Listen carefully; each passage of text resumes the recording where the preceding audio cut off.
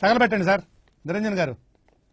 రామాయణం ఆధారంగా ఇప్పటి వరకు ఎన్నో సినిమాలు, సీరియళ్లు వచ్చాయి. అయినప్పటికీ ఈ స్టోరీ ఆధారంగా ఇంకా రకరకాల షోలు, సినిమాలు వస్తూనే ఉన్నాయి. ఎంతైనా ఇది ఎవర్ గ్రీన్ స్టోరీ కాబట్టి ఎన్ని ఫార్మాట్లలో దీన్ని తెరకెక్కిస్తున్నా ప్రేక్షకుల నుంచి మంచి ఆదరణ వస్తూనే ఉంది. లేటెస్ట్గా ఈ రామాయణం ఆధారంగా ఆదిపురుష్ సినిమా రూపొందింది. ప్రభాస్, కృతి సనన్ కాంబోలో ఓం రౌత్ డైరెక్షన్లో వచ్చిన ఈ సినిమా జూన్ 16వ తేదీన రిలీజ్కి ముస్తాబవుతోంది.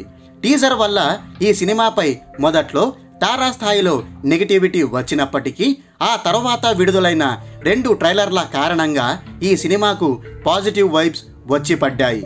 అఫ్కోర్స్ ఫైనల్ ట్రైలర్లో చూపించిన గ్రాఫిక్స్ పట్ల ప్రేక్షకుల నుంచి అసంతృప్తి వ్యక్తమైన విషయం వాస్తవమే. అయినప్పటికీ ఈ సినిమాపై ఆడియన్స్లో భారీ అంచనాలే ఉన్నాయి. ఎందుకంటే ఇలాంటి విజువల్ వండర్స్ అనేవి ఎప్పుడో ఒకసారి వస్తాయి. వీటిని థియేటర్లలో చూస్తేనే అసలైన మజా ఉంటుంది. పైగా ఇది రామాయణం బ్యాక్డ్రాప్లో రూపొందిన సినిమా కాబట్టి డైరెక్టర్ ఓం రౌత్ దీన్ని ఈ ఆధునిక తరానికి తగినట్టు ఎలా రూపొందించాడనే క్యూరియాసిటీ అందరిలోనూ ఉంది. అందుకే ఈ సినిమాను థియేటర్లలో ఎప్పుడెప్పుడు చూస్తామా అని అందరూ ఆసక్తిగా ఎదురు చూస్తున్నారు. ఇప్పుడు ఈ ఆసక్తిని రెట్టింపు చేసేలా సెన్సార్ టాక్ బయటకు వచ్చింది.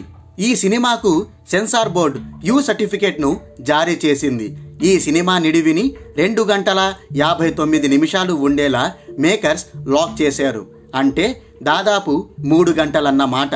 అంత రన్ టైం ఉన్నప్పటికీ ఈ సినిమా ఆడియన్స్పై చెరగని ముద్ర వేయనుందని సెన్సార్ టాక్. ఇది మనందరికీ తెలిసిన స్టోరీనే అయినప్పటికీ దీనిని ప్రెజెంట్ చేసిన విధానం అద్భుతంగా ఉందని సమాచారం. అక్కడక్కడ గ్రాఫిక్స్ నాసిరకంగా అనిపించినప్పటికీ మోషన్ క్యాప్చర్ టెక్నాలజీతో తీసిన ఈ సినిమా ఒక ప్రత్యేకమైన అనుభూతి ఇవ్వడం ఖాయమని అంటున్నారు. కలెక్షన్ల పరంగా కూడా ఈ సినిమా కొత్త రికార్డులను నమోదు చేసి గత రికార్డుల జెండా ఎత్తేస్తుందని చెప్తున్నారు. ఇదే సమయంలో మరో ఇంట్రెస్టింగ్ అప్డేట్ కూడా బయటకు లీక్ అయింది. శ్రీరాముడు, లక్ష్మణుడు వనవాసం పయనమయ్యే దగ్గర నుంచి ఈ సినిమా స్టోరీ మొదలవుతుందని తెలిసింది. ఆ తర్వాత శూర్పణఖ ఎపిసోడ్ రావడం, రావణుడు రంగంలోకి దిగి సీతాదేవిని అపహరించడం, రాముడు లంకకు వెళ్ళి రావణుడితో యుద్ధం చేసి సీతారాములు తిరిగి అయోధ్యకు చేరడంతో ఈ సినిమా ముగుస్తుందని తెలుస్తోంది. అంటే డైరెక్టర్ ఓం రౌత్ రామాయణం మొత్తాన్ని తీసుకోకుండా రామాయణంలో మలుపు ఎక్కడైతే మొదలవుతుందో అక్కడి నుంచే స్టోరీ తీసుకొని త్వరగా యుద్ధకాండలోకి వెళ్ళిపోయేలా ఈ సినిమాను తెలివిగా తీర్చిదిద్దినట్టు ఇన్సైడ్ టాక్.